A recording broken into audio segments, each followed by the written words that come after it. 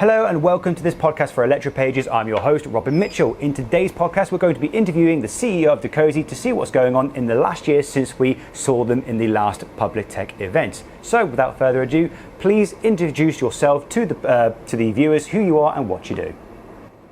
Hi Robin, good to talk with you. This is Mark Pinto. I'm the CEO of Dukosi, and I'm based in Edinburgh, Scotland, where the company is founded and headquartered. Fantastic. So last year you showed us some pretty interesting stuff relating to battery management and communication across different cells. And I'm kind of curious to what it is we're going to be talking about today. So last year we introduced our first products that were sampled to customers for design. As you might know, in an area like automotive, especially when you're introducing a new paradigm, there's a lot of things that need to be worked through. It's not just the chip is done and we're ready to go. So a lot of validation with customers in all kinds of different applications. EVs, of course, being the biggest, but energy storage, industrial transportation, customers building packs, putting them through all kinds of testing, including EMC, EMI testing, because this is has RF in it. And now ready to go into production. The part is now fully qualified. It's got more features than it had last year based on, again, a lot of customer use and feedback and testing and robust, aggressive cyber type testing and so forth. So we're now ready to go into production, into volume production, and we have customers who are ready to put it in real applications. Now, I think this is this is a fantastic opportunity for us, because this is the first time that Electropages has actually seen a product go from almost concept to final completion, and we've kind of been there for the whole journey, and it's really, really exciting to see this. So just for the audience, could you just describe what the solution was again and how it works and what it provides engineers? Sure. So the idea that what we do is we monitor battery cells, every cell. So we have a chip on every cell, we make these battery cells into smart cells so that the batteries can perform better. They're safer because we know what's going on in every one of the cells in a pack. And there's sustainability aspects to this because we have embedded memory. We trace what the battery has done, how it was made, where it was done. The idea of putting a chip on a cell and to make it work better in a pack is not necessarily new. The problem is, how do you get the information out of here? So the more things you measure, the more wires you'd have to use. Yeah. It's very hard, in fact, I would say impossible to use far field wireless, things like Wi-Fi or Bluetooth, to get in here, because this is in a metal can. You put two of them together, there's interference, you get peaks and valleys of the RF signal. You just can't get the signal out any other way but up until we came along, other than wires. Wires are expensive. There are reliability failures from them. They introduce inaccuracies. Imagine you're trying to measure something on a cell. A cell that's over here has a different metal length from one over here, and so there's error in the measurements. What Dukosi came up with is a new communications protocol. It's over a normal Bluetooth spectrum, but we use near-field wireless, like in your Apple Pay, Google Pay. We run an antenna over the tops of these chips, and it communicates with a near field. It just does a network over near field. So that this is just a simple, cheap wire. It's actually two wires that just runs over the top. And that's how we get the information out. The other benefit from what we're doing, not only we get the information out, we can synchronize it. So every cell is measuring at exactly the same time, and it puts its data on the network, and then the brains of the battery can use exact, accurate information to estimate the health of the battery, the state of charge of the battery, much more accurately than if you measured it from a distance.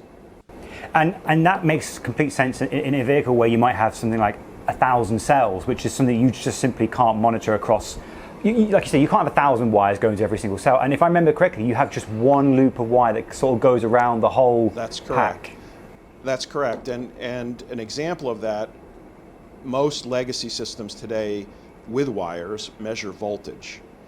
And that's bad enough and creates, a wire harness with all the solder joints and errors and cost and weight.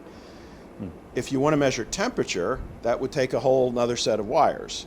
Yeah. So what typically is done in legacy systems today is they only measure temperature at a few points. We measure temperature on every cell. There's temperature sensors embedded in our chip. And so as a result, we know the temperature of every cell. And we've got customer data. This is one of the things in working with customers over the past year, where for a marine application, which is very sensitive to safety, where it takes more than 15 minutes for a thermal sensor at a distance from a suspect cell to see a temperature rise in that cell. And by then it could be too late. Exactly. That is brilliant. But all of that is made possible by the fact that we can get this data at the cell level and get it out cheaply, very cheaply. In fact, one interesting thing is people ask, well, you must be adding cost. You're putting a chip on every cell. Yeah. The answer is no, because we're taking a lot of cost out. We're taking all the wires out. There's also multiplexing circuits and other boards that you need to do that. We're taking it out.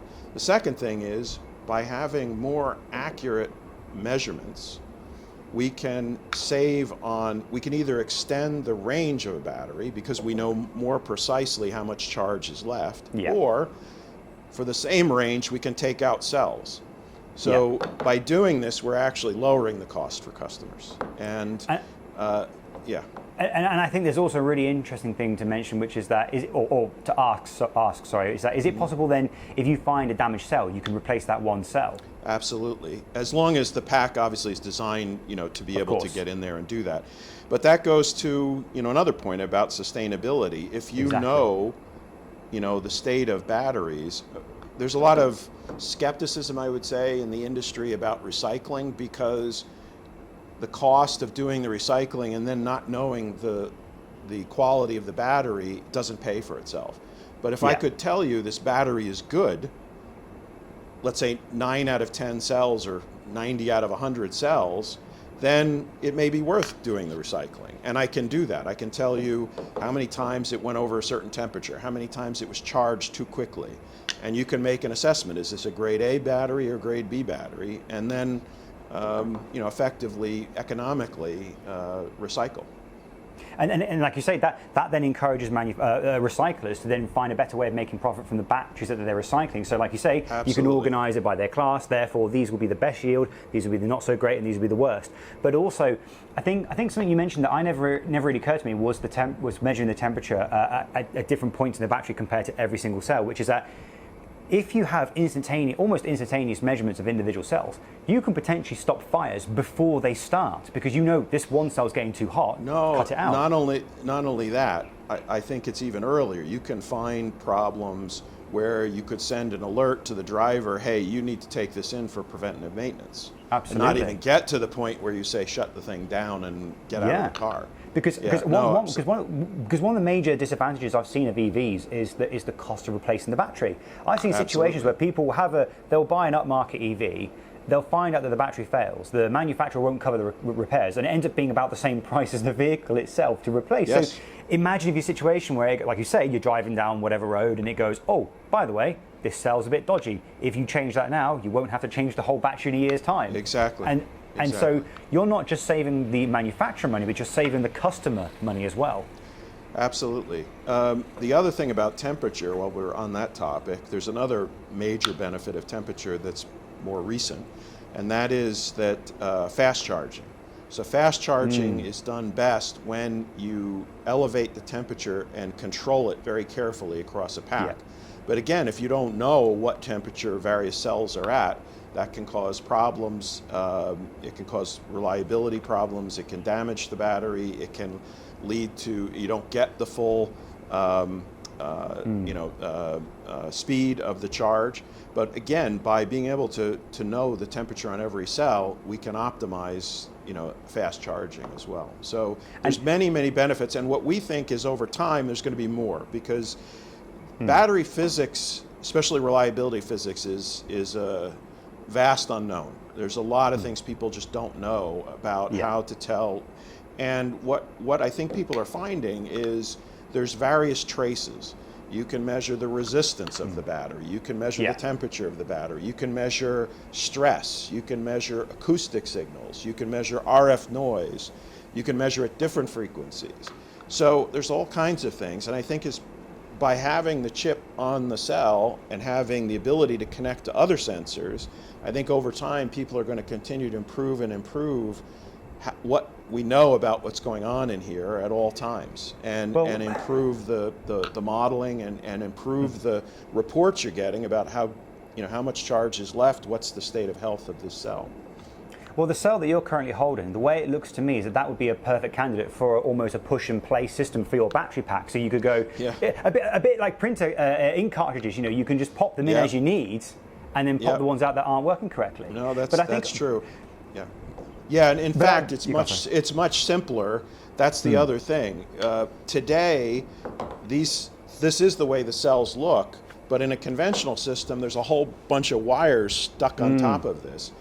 In our system, there's just this that goes, and in fact, in many of our customers, with our help, they've integrated the antenna into the lid of the battery. So when you close the lid... I was about to say, is there a way you can make it so that when you close it, it would... No, yes, I can imagine. This just comes down on here from the lid, and so literally there is nothing. There's just the internal bus bar that series, in series connects the voltage up of the battery, so you get 480 volts or whatever.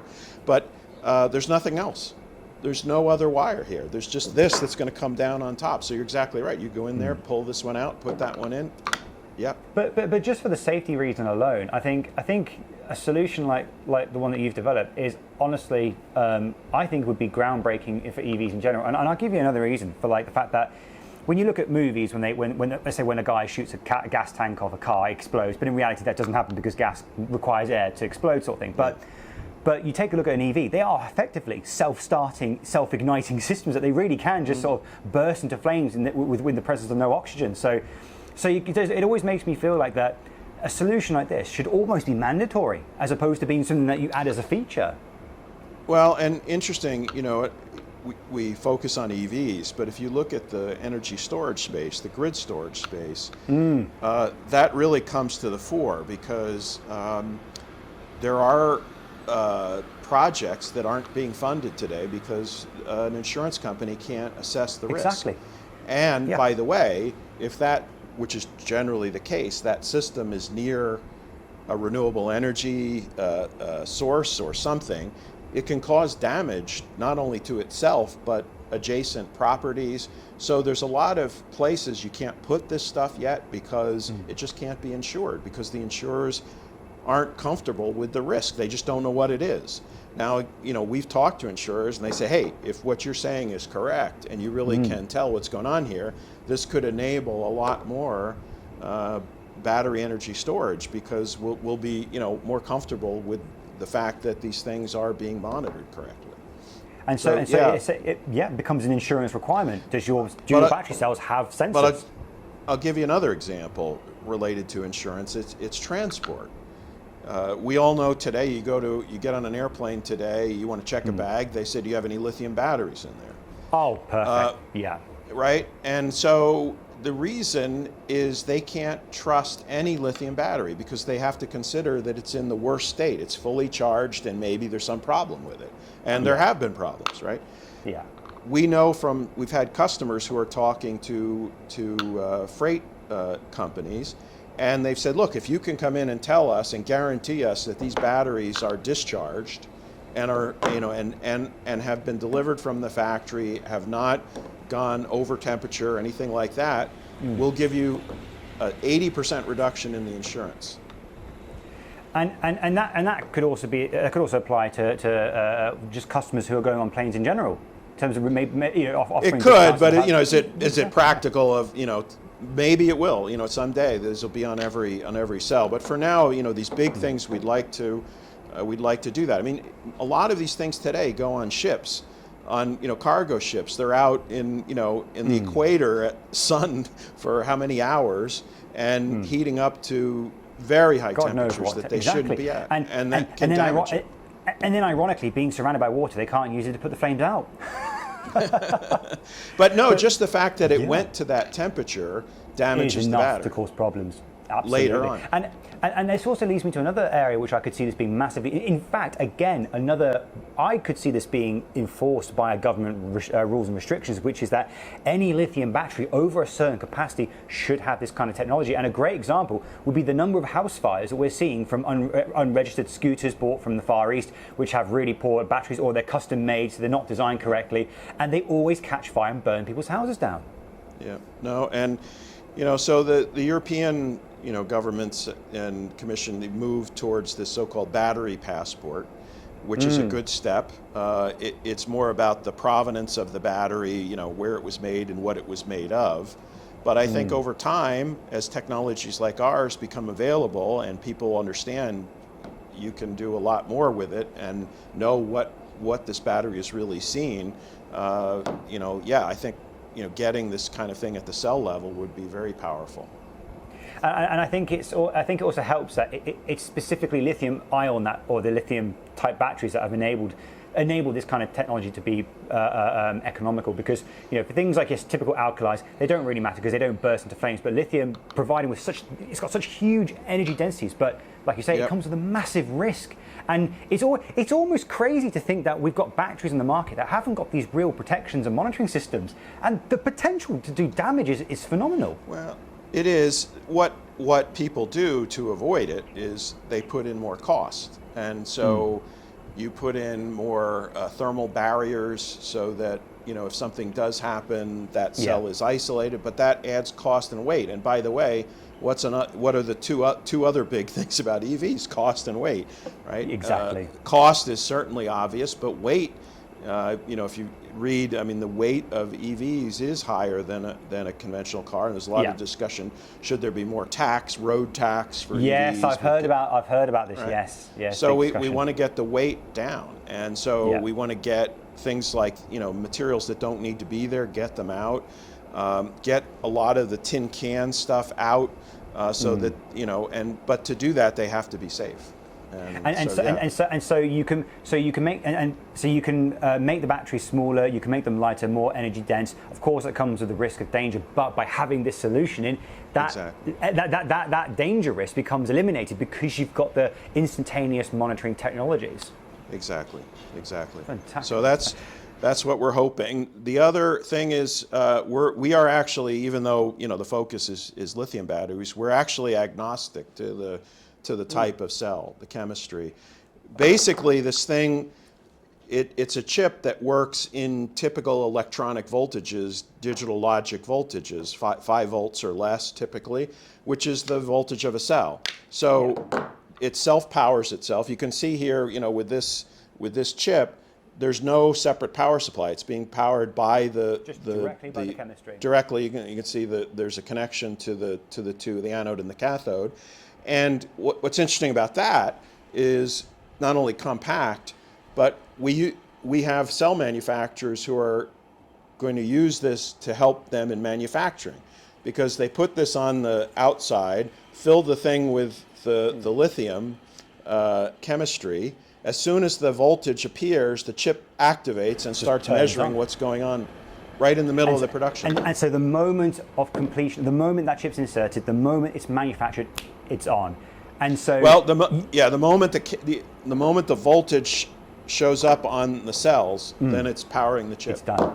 And that means that you've got a historic measurement at all times. So literally someone could be in the factory and accidentally drop it afterwards. It would know it's been dropped. It would know there's been some damage. And the moment the customer receives it and goes, hang on a minute, this cell says it's saying it's been too hot at one point, you can reject it. Not only that, another thing that is a challenge in the battery world is the end-of-line testing that they do. So typically they take these cells out and they stick them in a big room for hours just to do some initial life testing. They can't afford all the instrumentation to test every cell. So they just put these things on racks that just power it, that just run it, cycle it for some number of hours, and then they see if they're any good. Let's say you find a yield problem in your manufacturing line through that.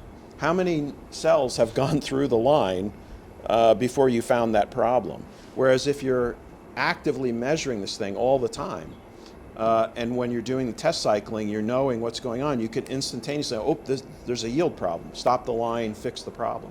But that could also be useful in situations where a manufacturer, let's say, makes 1 million cells. They find out that one batch, or let's say in one particular batch there was a high failure rate of 5%. It wouldn't matter because the chip's going to tell you there's a problem anyway. So 95% of them could be absolutely fine. They're still fine to use. That's true too. So, and you can do that without long testing cycles and very expensive equipment. It's all built on here.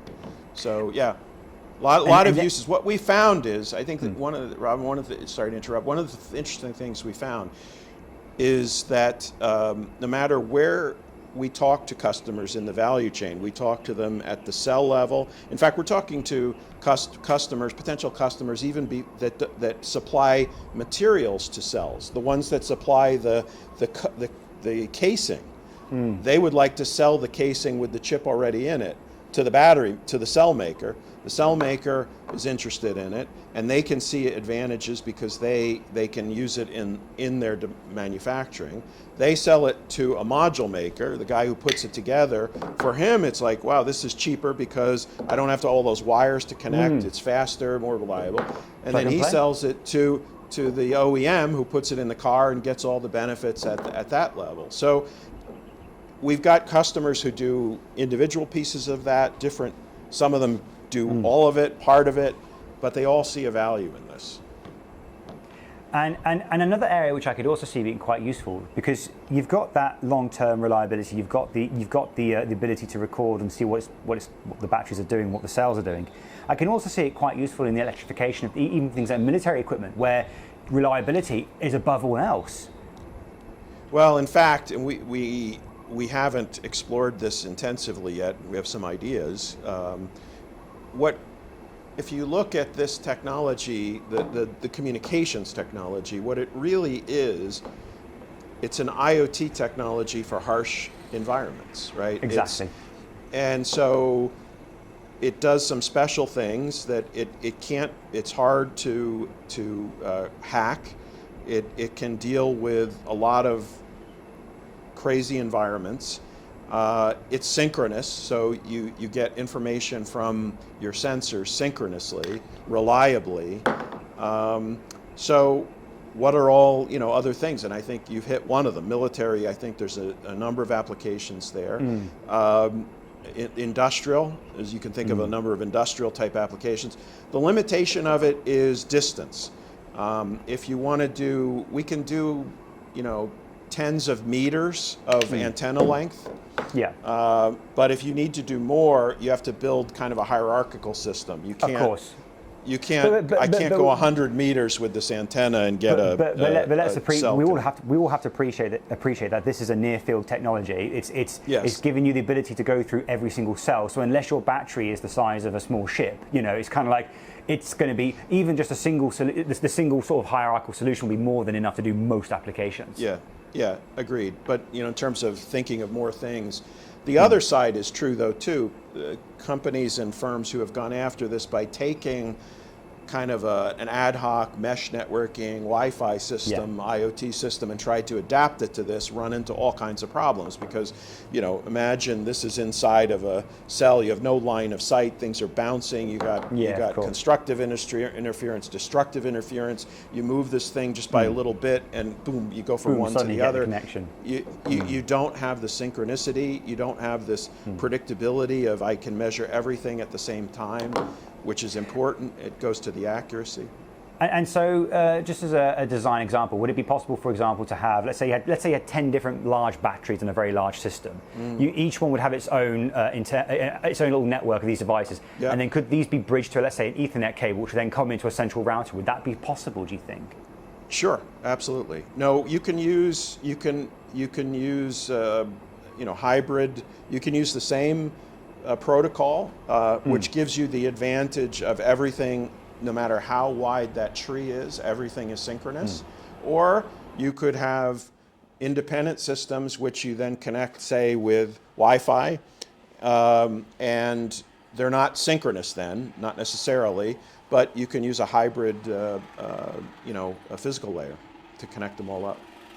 So I think another question I'd like to quickly ask is that these chips, they've obviously been designed for battery cells, but they don't have to be used for battery cells, do they? No. In reality, this chip has a number of functions on it. It's got sensors, it's got a DSP, it's got an ARM core, it's got memory, it's got different kinds of memory, it's got non-volatile memory. So yes, it could be programmed to work in other environments. Now, having said that, obviously, it was developed with this particular application in mind. But yes, it can be, a lot of it is enabled by software. And the hardware is a general purpose kind of architecture.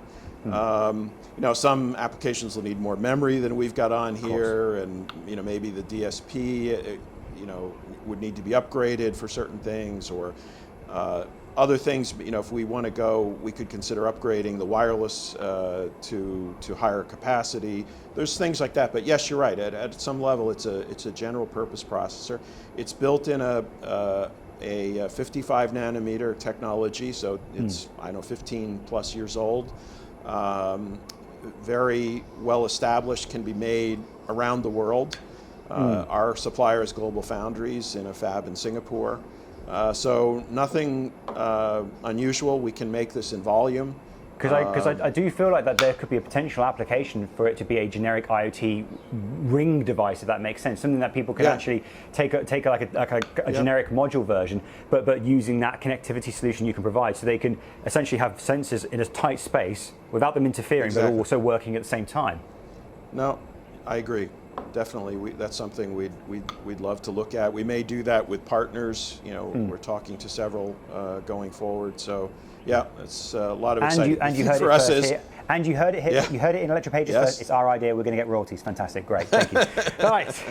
So, looking sort of towards the next 10 years, what sort of application excites you the most about this technology? Well, I think the